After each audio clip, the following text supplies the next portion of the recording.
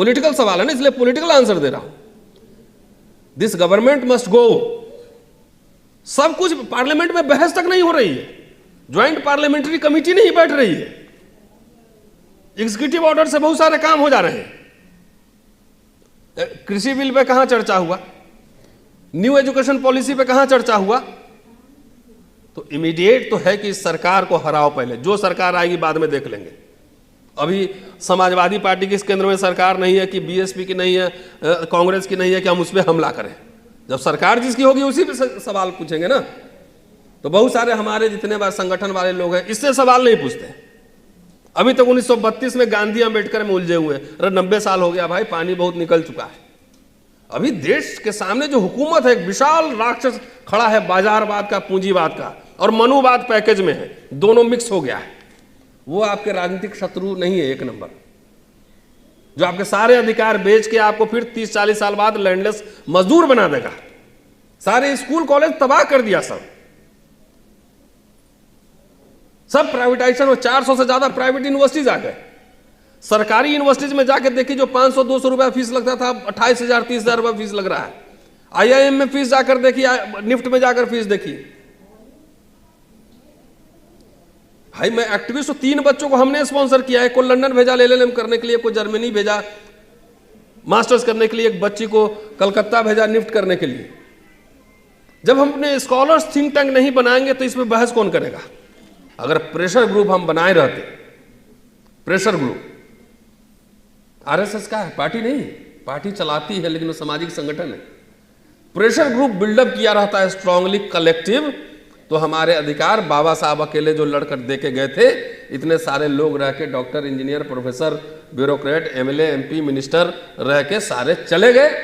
जिस समय से देख लीजिए आप, 90 के बाद से देख लीजिए। अरे पहले तो दलितों पे हमले होते थे तो 4 नेता उनके घर जाता भी था सहानुभूति में कि कहीं नाराज होकर दलित हमको वोट न दे, जाता था लोग। जब से जात जात को लोग वोट देना शुरू कर दिया, तब से दलितों का वोट भी मांगने कोई नहीं जाता। तो आखिर हुक्मरान बनने की वो चस्का जो लगा, कई लोग कहते हैं कि हम डीपॉलिटिसाइज कर रहे हैं। No, absolutely not. हुक्मरान बनने का मतलब MLA MP बनना नहीं है, बैंकर्स बनना है, इंडस्ट्रियलिस्ट बनना है, प्रोफेशनल्स बनना है। समाज हुक्मरान होता है, इंडिविजुअल हुक्मरान नहीं होता है। जितने हमारे खास तौर से दलित पार्टियां हैं या पिछड़ी पार्टियां, मैं दलित पार्टी पे ही फोकस रखता हूं, सिर्फ शेड्यूल कास्ट में मैं फोकस रखता हूं कि जितनी पार्टियां हैं अभी देश भर में तरह तरह के कार्यक्रम हो रहे हैं, बगैर नाम लिए हुए सबको आप ऐड कर लीजिए और उनको बोलिए कि सिर्फ नागपुर लोकसभा कॉन्स्टिट्यूएंसी जीत के दिखा दें, सब मिलके एक साथ, अलग अलग नहीं, सब एक साथ मिल जाएं, सारे संगठन, सारे पार्टीज, और सिर्फ नागपुर लोकसभा चुनाव जीत के दिखा दें।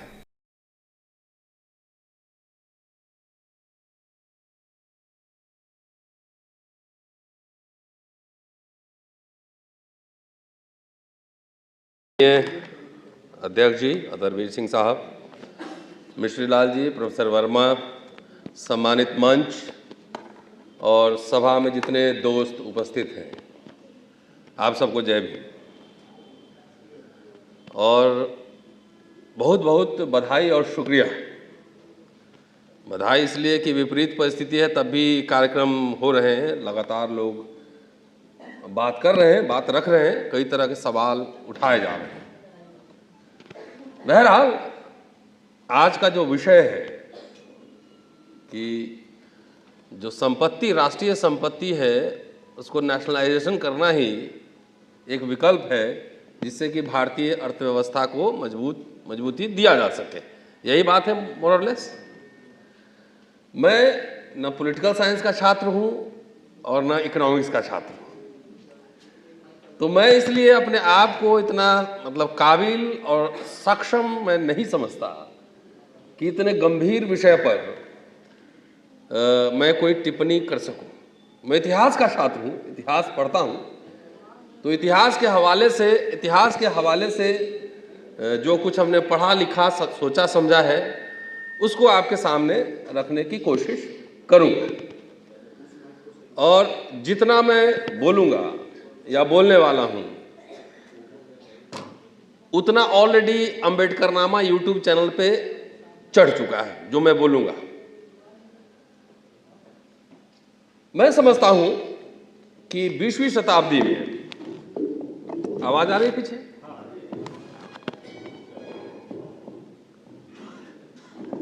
जितने बड़े स्कॉलर हुए, स्टेट्समैन हुए, डॉक्टर अंबेडकर उसमें पहले स्थान पर है। एक आदमी के अंदर सब कुछ समाहित है।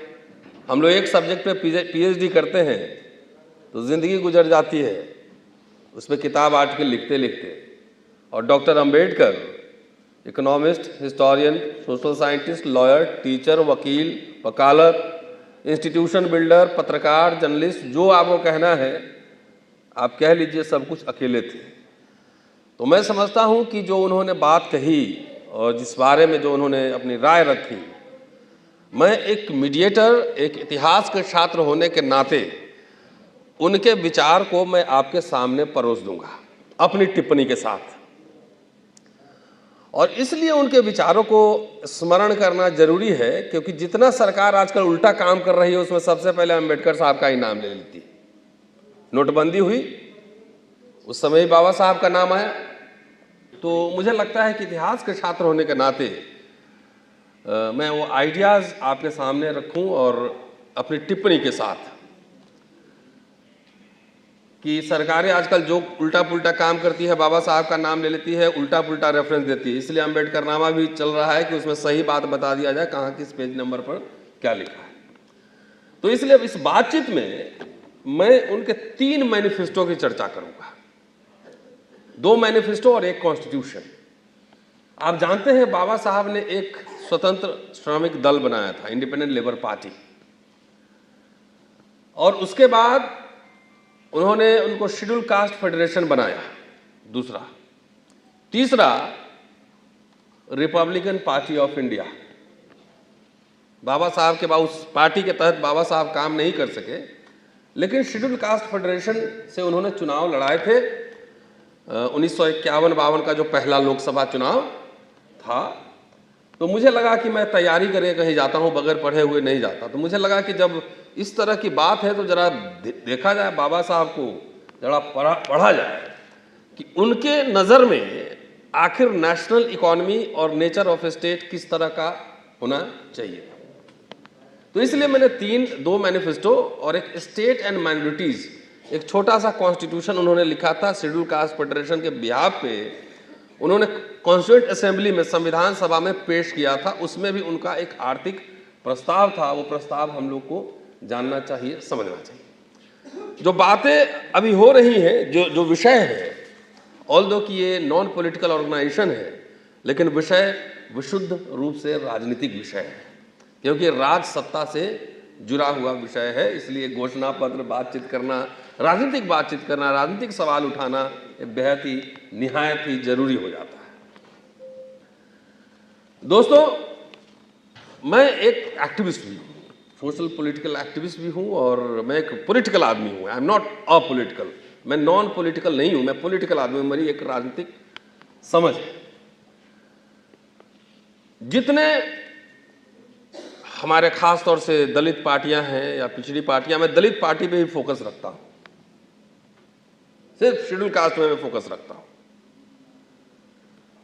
कि जितनी पार्टियां हैं अभी देश भर में तरह तरह के कार्यक्रम हो रहे हैं, बगैर नाम लिए हुए सबको आप ऐड कर लीजिए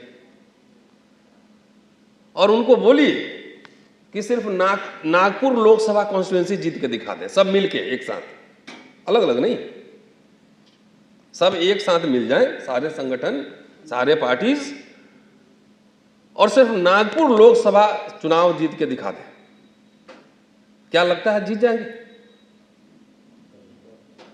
इसका मतलब समस्या कहीं और भी, सिर्फ राजनीति में ही बात नहीं है, कहीं और भी। बाबा साहब इस बात से बहुत he was aware of that, एकदम सचेत थे इस बात को लेकर। इसलिए वो पेरियार से मिले, साहू जी महाराज के साथ काम किया उन्होंने। साहू जी महाराज ने उनको मदद की और मनगांव सभा में उन्होंने कहा था कि पिछड़ों का एक बड़ा नेता मिल गया है, लेकिन बाबा साहब को भी सबका साथ नहीं मिला। उनके जीवन काल में भी जो अस्पृश्य जातियां थी उसमें से कुछ ही जातियों का साथ मिला, सबका साथ नहीं मिला। तो सिर्फ चुनाव लड़ लेने से क्या समस्या का समाधान हो जाएगा? अगर बाबा साहब इस समय होते, या फिर परिनिर्वाण कुछ ही दिन बाद, वो पार्टी बाद में लॉन्च हुआ था, जहां तक मुझे ध्यान आ रहा है, रिपब्लिकन पार्टी 57 में, वही उनके परिनिर्वाण के बाद। और मुझे लगता है कि कोई जबरन कई लोग मिलकर उनसे वो मैनिफेस्टो बनवाए होंगे पार्टी का, क्योंकि अंतिम भाषण जो दे रहे हैं सारनाथ में, और यहां भी आए थे, मुझे याद है बनारस BHU आए थे, तो बार बार कह रहे हैं कि मैं अपना पूरा जीवन जो है बुद्धिज्म के प्रचार में लगाऊंगा। कह रहे थे बार बार, बहुत सारे वीडियोस मैंने बनाए उस पर। तो आखिर हुक्मरान बनने की वो चस्का जो लगा, कई लोग कहते हैं कि हम डीपोलिटिसाइज कर रहे हैं। No, absolutely not. हुक्मरान बनने का मतलब MLA MP बनना नहीं है, बैंकर्स बनना है, इंडस्ट्रियलिस्ट बनना है, प्रोफेशनल्स बनना है। समाज हुक्मरान होता है, इंडिविजुअल हुक्मरान नहीं होता है।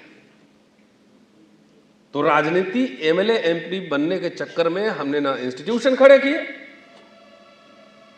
लोग इंडस्ट्रियलिस्ट बनाए, वकील भी नहीं बनाए ढंग के, 10 वकील भी नहीं है, इंडस्ट्रियलिस्ट नहीं है। अर्थव्यवस्था में हमारी कितनी हिस्सेदारी है इसका असेसमेंट नहीं कर पाए।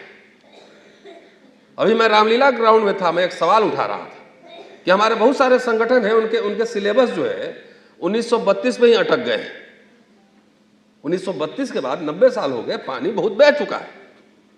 और बाबा साहब ने कहां कहां क्या कहा था उसको पूरा पढ़ना चाहिए। बगैर पढ़े हुए इतिहास को इतिहासकार न बनना चाहिए, नहीं तो आप बैगन का टैगन करेंगे।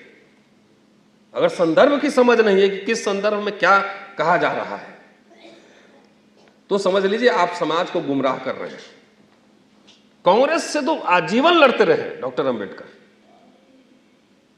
अंग्रेजों से लड़ते रहे, सिर्फ लड़ रहे थे?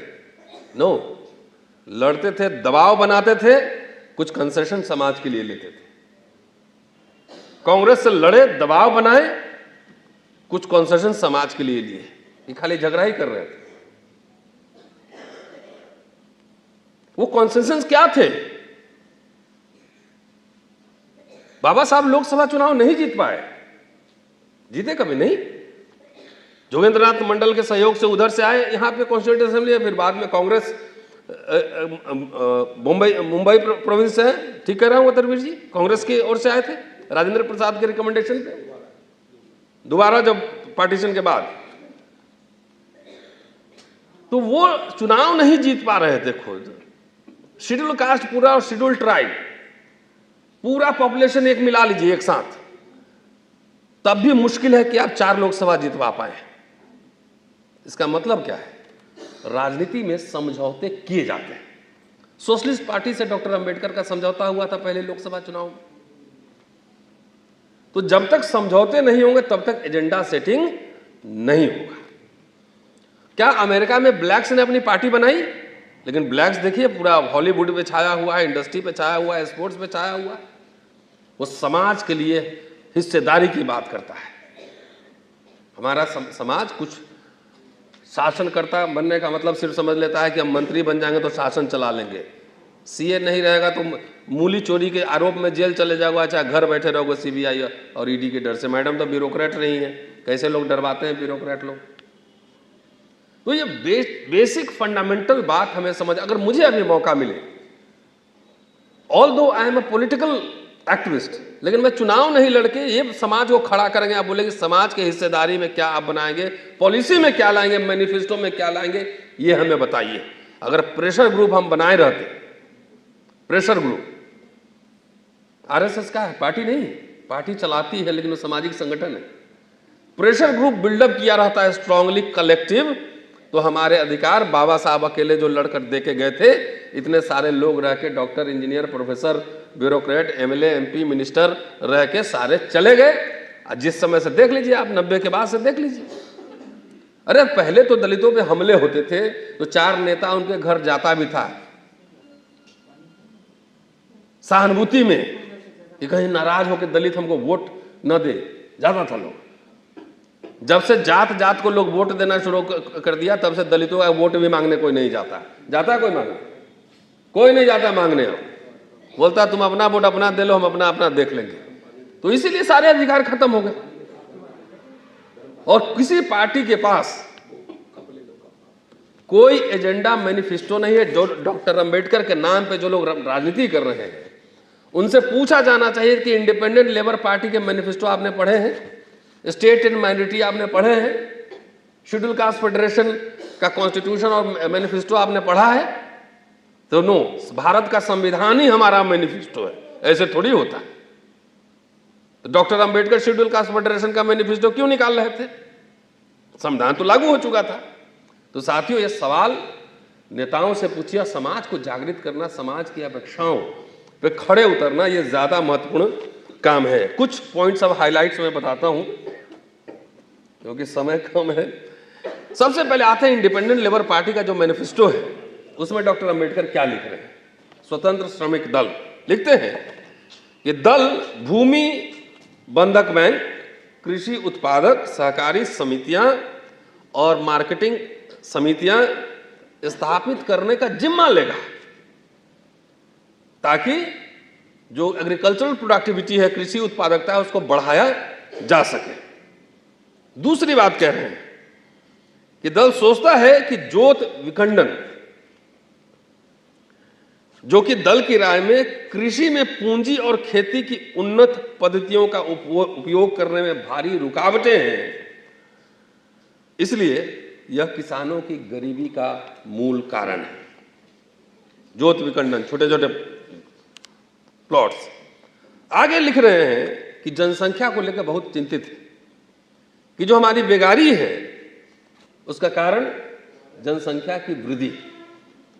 इसलिए सॉल्यूशन क्या है? तो सॉल्यूशन कहते हैं कि प्रांतों का औद्योगिकरण, इंडस्ट्रियलाइजेशन, तेजी से इंडस्ट्रियलाइजेशन होना चाहिए। इसलिए दल पुराने उद्योगों को पुनः स्थापित करने की कोशिश करेगा, उसको फिर से रीस्टैब्लिश करेगा और ऐसी नई इकाइयों का संवर्धन करेगा जिसकी वहां का लोकल कंडीशन अनुमति दे, नई इंडस्ट्रीज लगाएगा। लोगों की दक्षता, एक्सपर्टीज और उत्पादक क्षमता, प्रोडक्टिव कैपेसिटी बढ़ाने के लिए तकनीकी शिक्षा का गहन कार्यक्रम प्रारंभ करने की कोशिश करेगा। टेक्निकल एजुकेशन, उद्योगों के राज्य प्रबंधन और राज्य स्वामित्व के सिद्धांत को स्वीकारता है दल। स्टेट ओनरशिप, और जब कभी यह लोगों के हित में आवश्यक हो वो एक्वायर करेगा। ऐसे किसी आर्थिक पद्धति को परिवर्तित, संशोधित या समाप्त करेगा जो किसी वर्ग या वर्ग के व्यक्तियों के लिए अनुचित है। सामान्य रूप से कृषि काश्तकारों और विशेष रूप से कोठी पद्धति और तालुकदारी व्यवस्था के अंतर्गत काश्तकारों को भूस्वामियों द्वारा आहरण और बेदखली से संरक्षण दिया जाएगा। कोई किसान की बात करता है? डॉक्टर अंबेडकर कर रहे थे। किसान के नाम तो पूरा मार्केट को बेचने की तैयारी थी अभी जो कृषि कानून आया था। आगे पेंशन और बोनस की भी बात करते हैं और इसके अलावा मजदूरों को सस्ते और स्वच्छ आवास प्रदान करने का प्रयास किया जाए। कृषक मजदूरों के लाभ के लिए दल वही हित लाभ देगा जो कि इंडस्ट्रियल वर्कर्स को देगा। जो औद्योगिक मजदूरों को जो लाभ दिया जाएगा वही कृषि मजदूरों को दिया जाएगा। बेरोजगारी कम करना, अभी प्रोफेसर वर्मा कह रहे थे कि राज्य कोई जिम्मेदारी नहीं ले रहा है, तो बेरोजगारी कम करना राज्य की जिम्मेदारी है। It is the responsibility of the state. राज्य की जिम्मेदारी है और इसलिए दल इस दायित्व का निर्वाह बेरोजगारों और भूमिहीन मजदूरों के लिए भू व्यवस्था की योजनाओं शुरू करके और लोक निर्माण कार्य प्रारंभ करके करेगा। साहूगिरी सूदखोरी पर लगाम लगाएगा, कानून बनाएगा। शहरों में जो निम्न मध्यम वर्ग है उनके लिए उचित आवास की व्यवस्था करेगा। ये मैनिफेस्टो में, ये इंडिपेंडेंट लेबर पार्टी के मैनिफेस्टो है। और एक बात याद रखना चाहिए, जब अंबेडकर ग्रो कर रहे थे, विकसित हो रहे थे, उस समय रूस में क्रांति हो चुकी थी, कम्युनिस्ट रेवोल्यूशन हो चुका था वहां। अंबेडकर जब मैच्योर हो चुके थे उस समय चाइना में क्रांति हुई, कम्युनिस्ट रेवोल्यूशन। तो उनके आइडियाज पर जब आप देखेंगे, जो प्लानिंग दे रहे हैं उस पर समाजवाद का प्रभाव है। अगला देखिए, स्टेट और माइनॉरिटी में स्पष्ट होकर निकलता है। जो आर्थिक जो व्यवस्था उन्होंने बनाई है स्टेट और माइनॉरिटीज की, इसके अलावा बहुत कुछ है, लेकिन वो किताब में आप देख लेंगे, उतना समय नहीं कि मैं विस्तार से कहूं कि सामाजिक कार्य के लिए गांव में क्या क्या करना है, शिक्षा के लिए सारा प्लानिंग है। शिक्षा के लिए दल निःशुल्क और अनिवार्य प्राथमिक शिक्षा को लागू करेगा, प्रौढ़ शिक्षा की योजना प्रारंभ करेगा, तकनीकी शिक्षा पे बल देगा, गांव में पुस्तकालय, ग्रामीण सभा, ग्रामीण रेडियो स्टेशन और रोटरी सिनेमा स्थापित करेगा। ये 1935-36 में बात कर रहे थे। अब आइए जरा सा 47 में क्या कर रहे हैं, जब कॉन्स्टिट्यूएंट असेंबली में उन्होंने state of and minority schedule caste की ओर से एक तरह से वो संविधान था वो, और उसमें वो बात कर रहे हैं यूनाइटेड स्टेट्स ऑफ इंडिया की बात कर रहे हैं, और एक लंबा चौड़ा पूरा दस्तावेज है। उसके कुछ हाइलाइट्स मैं आपको बताता हूँ, कैसे कंटिन्यूटी है ये देखिए। कि वे उद्योग, इंडस्ट्रीज जो प्रमुख उद्योग हैं राज्य के स्वामित्व में रहेंगे, स्टेट ओनरशिप, और राज्य द्वारा चलाए जाएंगे। वे उद्योग जो प्रमुख उद्योग नहीं हैं लेकिन बुनियादी उद्योग हैं, बुनियादी उद्योग हैं, वे भी राज्य के अधीन रहेंगे और राज्य द्वारा या राज्य द्वारा स्थापित निगमों, कॉरपोरेशंस के द्वारा चलाए जाएंगे।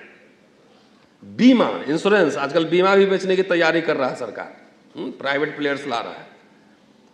बीमा राज्य के एकाधिकार में होगा, इंश्योरेंस पॉलिसी राज्य के एकाधिकार में रहेगा, और राज्य हर वयस्क नागरिक को विवश करेगा कि वह अपनी आय के अनुरूप बीमा कराए। फोर्थ, कृषि राज्य का उद्योग होगा, कृषि राज्य का उद्योग होगा। कलेक्टिव फार्मिंग की बात कर रहे हैं, और सीधा यहां पे रशियन रेवोल्यूशन का ये पूरा इंपैक्ट उनको दिख रहा है। राज्य गैर सरकारी व्यक्तियों द्वारा नियंत्रित उद्योगों, बीमा और कृषि भूमि में उनके जीविका संबंधी अधिकार, चाहे वो स्वामी के नाते हो या मालिक के नाते हो या पट्टेदार के नाते या बंधकदार के नाते, उसको राज्य अर्जित कर लेगा। अगर इंडिविजुअल का भी है फार्म इंडस्ट्री, उसको स्टेट अर्जित करेगा, और उसके बदले में क्या देगा, बॉन्ड उसको जारी करेगा, और बॉन्ड पर उचित समय पर उसको ब्याज देगा। कहते हैं कि ऋण पत्र जो बॉन्ड होगा, जो वो ट्रांसफरेबल होगा, वो अपने बेटा को दे सकता है, लेकिन किसी भी हालत में वो पुनः वो जमीन या इंडस्ट्री की वापसी की बात नहीं कर सकता है। फिर आगे कह रहे हैं कि लिखा है उन्होंने कि कृषि उद्योग इस तरीके से संगठित किया जाएगा, राज्य अर्जित भूमि को, जो राज्य स्टेट ओन करेगा, उस भूमि को मानक आकार के फार्मों में विभाजित करेगा और उन्हें गांव के निवासियों को पट्टेदारों के रूप में कुछ शर्तों पे देगा। अब शर्त क्या है देखिए, शर्त है फार्म पर खेतीबाड़ी सामूहिक फार्म के रूप में की जाएगी, कलेक्टिव फार्मिंग होगी। दूसरा, फार्म पर खेतीबाड़ी सरकार द्वारा जारी किए गए नियमों और निर्देशों के द्वारा की जाएगी। पट्टेदार फार्म पर उचित रूप से उगाही करने योग्य प्रभार अदा करने के बाद फार्म के शेष उपज को आपस में बांटेंगे, कानूनी तरीके से बांटेंगे। भूमि गांव के लोगों को जाति या पंथ के भेदभाव के बिना पट्टे पर दी जाएगी, और इस तरीके से पट्टे पर दी जाएगी कि कोई जमींदार न रहे, न कोई पट्टेदार और न कोई भूमिहीन मजदूर। इस तरीके से बांटा जाएगा। और ये मैं क्यों एक एक पेज नंबर के साथ में पढ़ के बता रहा हूं कि आजकल लोग बाबा साहब के नाम पे सिर्फ राजनीति करके रोटी सेक रहे हैं, लेकिन कभी वो पढ़ते नहीं कि बाबा साहब का मिशन क्या था, विजन क्या था। आगे दे रहे हैं, कह रहे हैं कि राज्य पानी, जोतने बोने के लिए पशु, उपकरण, खाद, बीज आदि देकर सामूहिक फार्म की खेती के लिए वित्तीय सहायता, फाइनेंशियल असिस्टेंस, मशीन, बीज, सबके लिए वो फाइनेंशियल असिस्टेंस स्टेट देगा। और इसके बदले में अब राज्य क्या लेगा? तो राज्य, स्टेट क्या लेगा ये सुनिए। भू राजस्व, लैंड रेवेन्यू का एक पोर्शन, एक अंश। फिर ऋण पत्र धारकों को अदा करने के लिए एक अंश। तीसरा, प्रदत्त पूंजीगत माल के उपयोग के लिए अदा करने के लिए अंश, जो स्टेट जो सहयोग करेगा उसके लिए एक अंश। 3 तरह के टैक्स लेगा स्टेट। अंत में ये कह रहे हैं कि उन पट्टादारों के विरुद्ध जुर्माना लगाया जाएगा जो पट्टेदारी की शर्तों को तोड़े अथवा राज्य द्वारा प्रदत्त खेतीबाड़ी के साधनों का सर्वोत्तम उपयोग करने में जानबूझकर ढीलाढाला अपनाए, जानबूझकर उपेक्षा करे या सामूहिक खेती की स्कीम पर प्रतिकूल प्रभाव, उल्टा प्रभाव डालने के लिए बाध्य करे। कह रहे हैं उसको सजा भी मिलेगी। ये स्टेट ऑफ माइनॉरिटी में देखिए, और इसका फिलॉसफी क्या है दे रहे हैं, उस आगे एक्सप्लेनेशन दे रहे हैं, फिलॉसफी दे रहे हैं कि कह रहे हैं कि स्टेट सोशलिज्म की बात कर रहे हैं, राजकीय समाजवाद, इनका जो क्रक्स है पूरा। और कभी मौका मिले तो आप पढ़ सकते हैं, स्टेट एंड रेवोल्यूशन है पूरा चीज। और स्टेट सोशलिज्म की बात करते हैं और कहते हैं कि भाई ये कैसे आप अचीव करेंगे। तो चुनौती क्या क्या है वो भी बता रहे हैं। कह रहे हैं कि भाई ये तो तानाशाही से ही हो सकती है, स्टेट डिक्टेटरशिप से हो सकता है। रशिया में ऑलरेडी था, चाइना में भी आ चुका था। लेकिन कह रहे हैं कि जो लोग इंडिविजुअल लिबर्टी में विश्वास करते हैं वो तानाशाही की व्यवस्था स्वीकार नहीं करेंगे। तो चुनौती क्या है कि समस्या है तानाशाही रहित राजकीय समाजवाद अपनाने की, संसदीय लोकतंत्र सहित समाजवाद अपनाने की, parliamentary democracy with socialism. Dictatorial state के साथ सोशलिज्म नहीं। वो कह रहे हैं कि समाजवाद की स्थापना, संसदीय लोकतंत्र जारी रखना और तानाशाही से बचना, यही चुनौती। और इसको ऐसा प्रोविजन इसमें कह रहे हैं कि इस तरह से बनाया जाए कि ताकि इसमें फिर भविष्य में कोई हेर फेर न किया जा सके। कोई सरकार बदला पदला, कानून बदल दिया, वो सब बात इसमें कह रहे हैं। जैसे शेड्यूल 9 में है ना कि जो उसमें चला गया तो फिर आप नहीं चेंज कर सकते हैं, वो बात कह रहे थे कि ये पॉलिसी इस तरह से बने कि कोई भी सरकारें आए इसको फंडामेंटल इसको बदल नहीं सके। ये डॉक्टर अंबेडकर के स्टेट सोशलिज्म की बात थी, आजकल नेता लोग भूल गया है। नेता लोग को फिर से आप लोग सवाल पूछेगा तो नेता लोग फिर से जब आप उसके तलाशेंगे, सवाल हम लोग पूछते नहीं हैं तो टेकन फॉर ग्रांटेड लेता है। ये लोग जाएगा कहाँ है? जात जात का पार्टी है, जात जात का वोट है, आओ। और जात जात के पार्टी में जितना डैमेज हो गया है वो हम लोग जानते हैं बेहतर तरीके से, क्या क्या डैमेज हो रहा है। तो इस चक्कर में थोड़ा सा मुझे लगता है कि बचने की जरूरत है। और शेड्यूल कास्ट फेडरेशन का उसमें जो उन्होंने मैनिफेस्टो दिया है उसमें जो सेकंड पार्ट है वो है गरीबी की समस्या। और इसमें पुनः वो पूरा जो फोकस कर रहे हैं वो इंडस्ट्रियलाइजेशन पे कर रहे हैं, स्टेट ओनरशिप पे कर रहे हैं और कलेक्टिव फार्मिंग की बात कर रहे हैं। पूरा उन्होंने योजना आयोग जो है प्लानिंग कमीशन का पूरा डेटा यहां पर दिया है, आंकड़ा दिया है और बताया है कि कितने मिलियन हेक्टेयर कहां भूमि खाली है, कितने लोग भूमिहीन है, सारा आंकड़ा देकर वो बात कर रहे थे। आज तो नेता सब इतना पढ़ता नहीं होगा, इसलिए वो प्रपोज कर रहे हैं फिर अगेन कि पूरा कृषि का मशीनीकरण होना चाहिए। भारत में कृषि तब तक समृद्ध नहीं हो सकती जब तक खेती की पद्धति प्राचीन रहेगी। ट्रेडिशनल तरीके से खेती करेंगे तो कभी समृद्ध नहीं होगी। मशीनों द्वारा खेती को संभव बनाने के लिए छोटे जोत क्षेत्रों के स्थान पर बड़े फार्मों पर काम किया जाए। उपज बढ़ाने के लिए पर्याप्त खाद और उन्नत बीजों की आपूर्ति का प्रावधान होना चाहिए। वो बार बार ये बात हाईलाइट कर रहे हैं। आप देखिए 35-36 से लेकर और 56 तक कह रहे हैं कि इंडस्ट्री जरूरी है, लेकिन इस देश की अर्थव्यवस्था की जो नींव है, बुनियाद है, वो एग्रीकल्चर ही रहेगी। इसलिए बड़े बड़े प्लांट की बात कर रहे हैं, जहां से बिजली कर रहे हैं। बिजली के बगैर तो जो है आपका एग्रीकल्चर चल ही नहीं सकता है। तो जितने बड़े बड़े आप प्लांट्स देख रहे हैं उनके डिजाइन में था वो, उन्होंने बड़े बड़े प्लांट्स की बात की। अंत का लाइन थोड़ा एक दो हम सुना देते हैं, उसके बाद इसको खत्म करेंगे। कह रहे हैं कि कृषि कभी भी लाभकारी कारोबार नहीं हो सकता है। सोचिए, इतना तो एग्रीकल्चर का आदमी भी इतना माइन्यूटली चीज जो लिखते थे, ये इकोनॉमिक्स की ट्रेनिंग थी। इसे सहकारी उद्योग, जिन्हें कुटीर उद्योग कहा जाता है, के साथ जोड़ा जाना चाहिए। परंतु कोई भी योग्य कुटीर उद्योग विद्युत बिजली की पर्याप्त आपूर्ति के बिना संभव नहीं है। इसलिए शेड्यूल कास्ट फेडरेशन की राय में बिजली का उत्पादन भारत की आर्थिक समृद्धि की नींव है और अनुसूचित जाति संघ नदी घाटी परियोजनाओं, इसलिए अनुसूचित जाति संघ नदी घाटी परियोजनाओं के कार्यान्वयन का प्रयास करेगा, जिसका उद्देश्य सिंचाई की व्यवस्था करना, विद्युत उत्पादन करना और बाढ़ों को रोकना है।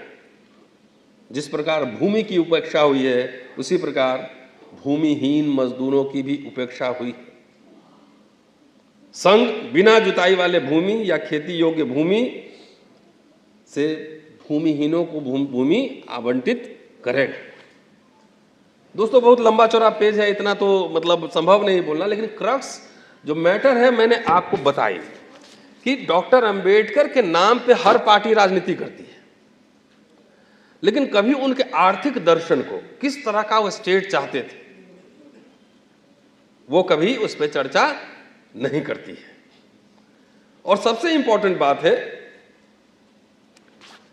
कि पहली बात समझिए, जो राष्ट्रीयकरण की बात आप कर रहे हैं, तो जितनी पूंजी है और जितना सामान का प्रोडक्शन होता है, यह किसी व्यक्ति का प्रोडक्शन नहीं है।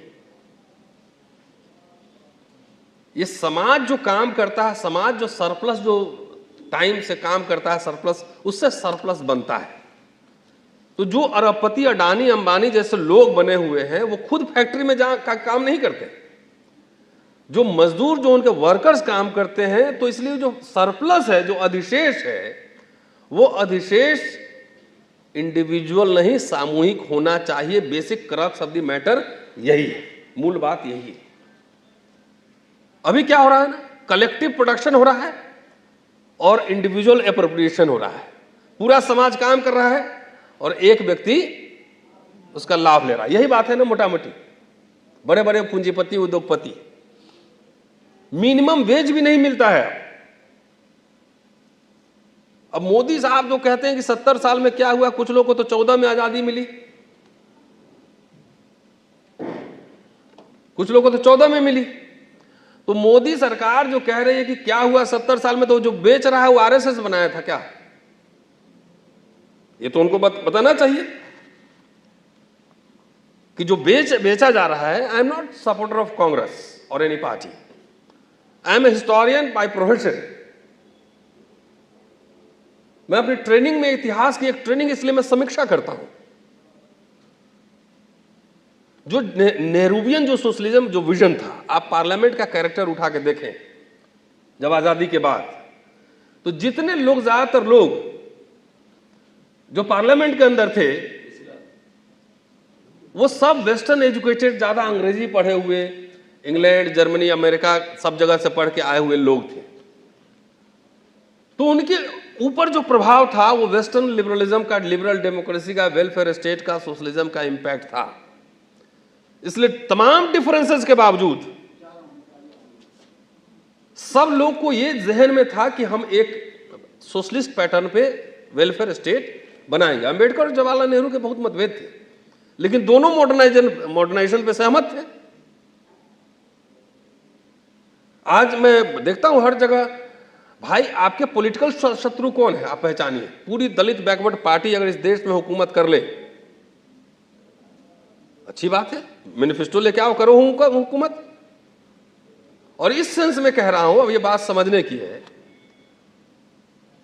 कि आप दिन भर जवाहरलाल नेहरू और गांधी को गाली देते रहिए, 32 के बाद सिलेबस बढ़ा नहीं है, तो हेडगेवार और वोलवलकर कहां जाएगा? इसका मतलब आप किसको मदद कर रहे हैं?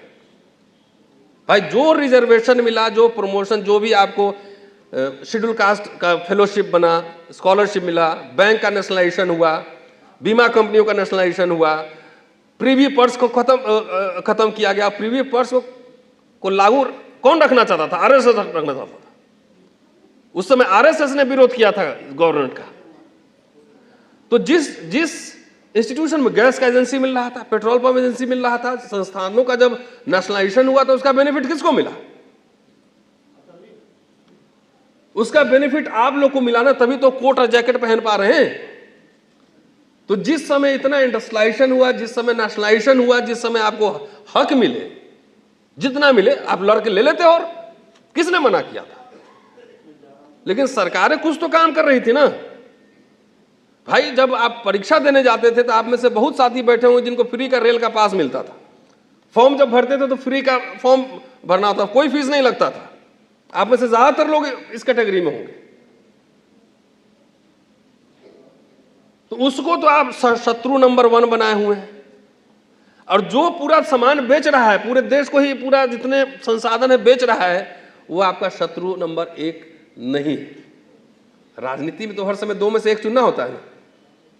आप लोग दलित पिछड़ों की पार्टी बना लीजिए, मैनिफेस्टो लेके आइए, मैं खुल के आपके लिए फ्री ऑफ कॉस्ट देश भर में प्रचार करूंगा, 1 रुपया नहीं लूंगा। लेके तो आओ, एजेंडा क्या है? अभी देश के सामने जो हुकूमत है, एक विशाल राक्षस खड़ा है, बाजारवाद का, पूंजीवाद का और मनुवाद पैकेज में है, दोनों मिक्स हो गया है। वो आपके राजनीतिक शत्रु नहीं है 1 नंबर, जो आपके सारे अधिकार बेच के आपको फिर 30-40 साल बाद लैंडलेस मजदूर बना देगा। सारे स्कूल कॉलेज तबाह कर दिया, सब प्राइवेटाइजेशन और 400 से ज्यादा प्राइवेट यूनिवर्सिटीज आ गए। सरकारी यूनिवर्सिटीज में जाकर देखिए, जो 500-200 रुपया फीस लगता था, 28,000-30,000 रुपया फीस लग रहा है। IIM में फीस जाकर देखिए, निफ्ट में जाकर फीस देखिए। भाई मैं एक्टिविस्ट हूं, 3 बच्चों को हमने स्पॉन्सर किया है। को लंदन भेजा LLM करने के लिए, को जर्मनी भेजा मास्टर्स करने के लिए, एक बच्ची को कलकत्ता भेजा निफ्ट करने के लिए। जब हम अपने स्कॉलर्स थिंक टैंक नहीं बनाएंगे तो इसमें बहस कौन करेगा? इतने सारे संगठन हैं। मैं तो संगठन नहीं चलाता, एक YouTube चैनल पे बोलता रहता हूं, उसी से तो साल भर में बच्चों को बढ़ा दिया 3।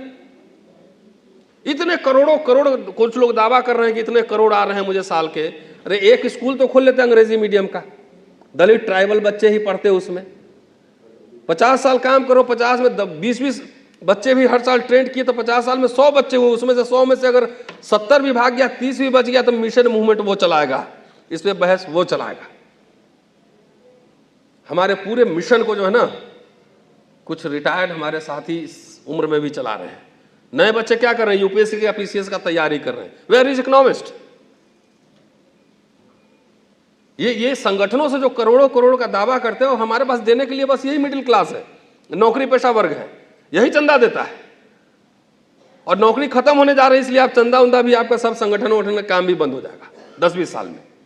इसलिए देश के सामने, हमारे सामने बहुत ही गंभीर चुनौतियां हैं। नहीं तो आपके रिटायरमेंट के बाद आपके बच्चों को नौकरी नहीं मिलेगी, ये एकदम मान के चलिए आप। तो इसलिए मेरा प्रस्ताव यह है कि एक बहुत ही गंभीर चर्चा आपने रखा है, और इस पे बोलने के लिए, आइडियोलॉग्स बनाने के लिए एक शॉर्ट टर्म प्रोग्राम है। शॉर्ट टर्म तो यह कि पहले ये सरकार को हराओ जो बेच रहा है। पॉलिटिकल सवाल है ना, इसलिए पॉलिटिकल आंसर दे रहा हूं।